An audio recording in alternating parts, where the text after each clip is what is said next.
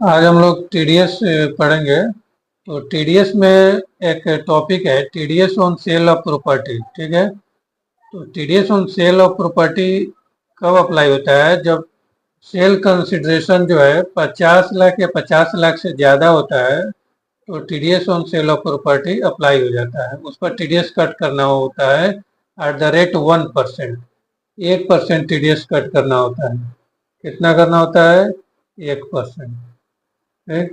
कब करेंगे, कब कट होगा? जब सेल कंसिडरेशन, जब प्रॉपर्टी की वैल्यू 50 लाख या 50 लाख से ज़्यादा होता है तो 1% टीडीएस कट करके सेलर को पैसा दिया जाता है, जो सेक्शन 194 IA में कवर होता है।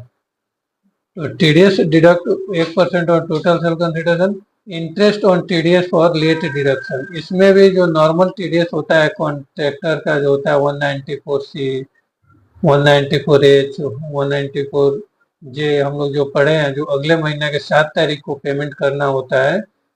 तो जो interest on TDS for late deduction और interest on TDS for late payment का जो सेक्शन है और जो रेट है, वही रेट इस पर भी अप्लाई होता है।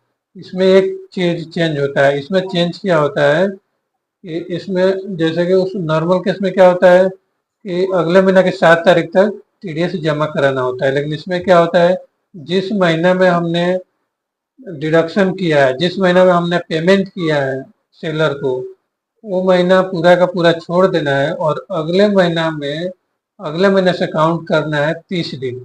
जैसे मान लीजिए कि फरवरी में 15 फरवरी को किसी ने परचेज किया, तो 15 फरवरी में परचेज किया तो पूरा फरवरी छोड़ देंगे और मार्च में 30 दिन कवर करेंगे, मतलब 30 मार्च तक टीडीएस जमा करना होगा गवर्नमेंट को, सामने वाले के पैन के नंबर पे। तो 30 दिन का समय मिलता है और नॉर्मल में क्या होता है, 7 दिन का समय मिलता है। तो इसमें है कि यहाँ पे डिफरेंस होता है। बाकी जो interest on TDS for late deduction जो है 1% इसमें भी रहता है पर मंथ, और interest on TDS for late payment 1.5% per month इसमें भी रहता है। ठीक है।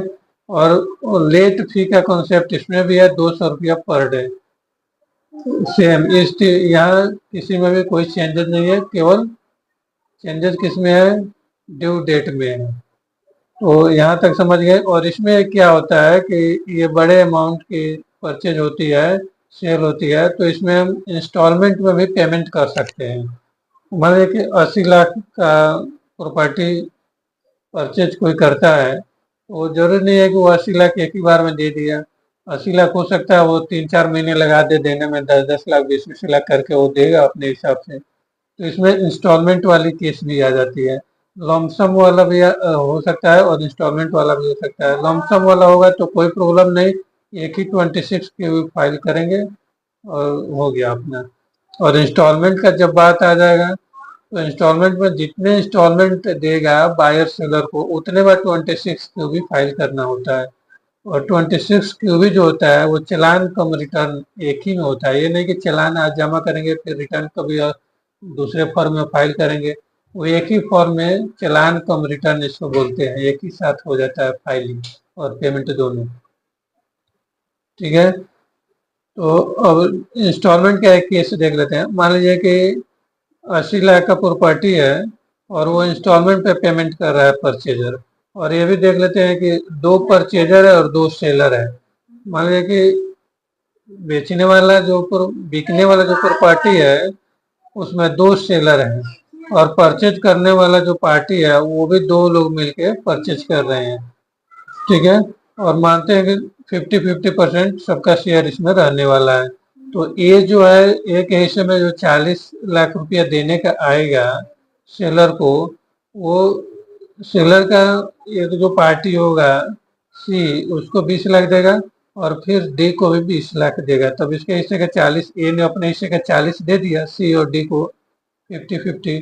उसी तरह बी भी अपने हिस्से का सी और डी को दे देगा 20-20 लाख। तो 80 लाख का ट्रांजेक्शन हो गया पूरा। तो इसमें एक फार्मूला भी हम सेट कर सकते हैं हम लोग कि अब इसमें 26 क्यू भी कितना फाइल होगा, कितना बार 26 क्यू भी भरना पड़ेगा। तो number of purchaser into number of seller into installment कर सकते हैं। तो नंबर ऑफ परचेजर कितने हैं? 2 है। नंबर ऑफ सेलर कितने हैं? 2 है। और इसमें इंस्टॉलमेंट एक है, एक ही इंस्टॉलमेंट दिया जा रहा है क्योंकि ए अपने तरफ से 40 लाख दे रहा है सी और डी को, मतलब सी को भी एक ही इंस्टॉलमेंट मिल रहा है और डी को भी एक ही इंस्टॉलमेंट मिल रहा है ए से। उसी तरह बी से सी को एक इंस्टॉलमेंट जा रहा है और डी को एक इंस्टॉलमेंट जा रहा है। इस केस में हम मानेंगे कि एक ही इंस्टॉलमेंट है, सबको एक एक मिल रहा है, दोनों परचेजर से दोनों सेलर को एक एक मिल रहा है। ठीक है, तो एक मानेंगे तो 2 तो 4 इसमें 4 26 को भी फाइल किया जाएगा।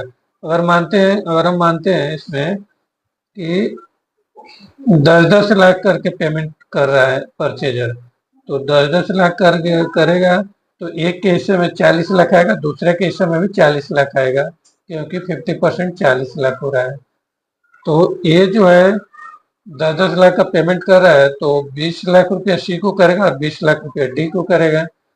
तो 10-10 लाख करेगा तो 2-2 इंस्टॉलमेंट जाएगा, बी द्वारा सी को 2 इंस्टॉलमेंट जाएगा, ए द्वारा सी को 2 इंस्टॉलमेंट जाएगा और ए द्वारा डी को 2 इंस्टॉलमेंट जाएगा। उसी तरह बी द्वारा सी को 2 इंस्टॉलमेंट जाएगा, बी द्वारा डी को भी 2 इंस्टॉलमेंट जाएगा। सब 10-10 लाख का है।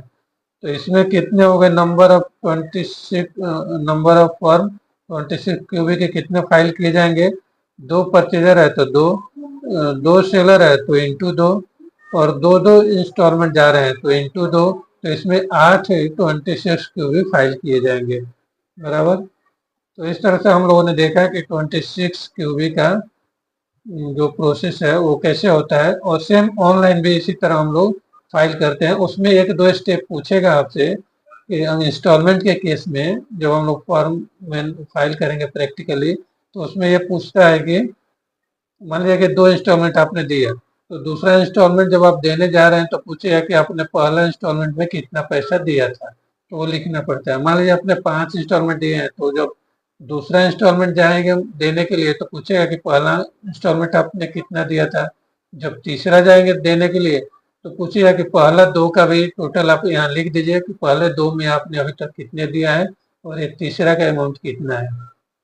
उसी तरह जब आप 5वां इंस्टॉलमेंट देने जाएंगे तो पूछेगा उसमें कि पहला 4 का टोटल कितना आपने दे चुका है वो यहाँ भर दीजिए और फिर 5वां का कितना दे रहे हैं वो आप यहाँ टोटल भर दीजिए। तो ये जानने के बाद, इतना जानने के बाद हम 26 को भी पोर्टल पे आसानी से फाइल कर सकते हैं। Okay, bye.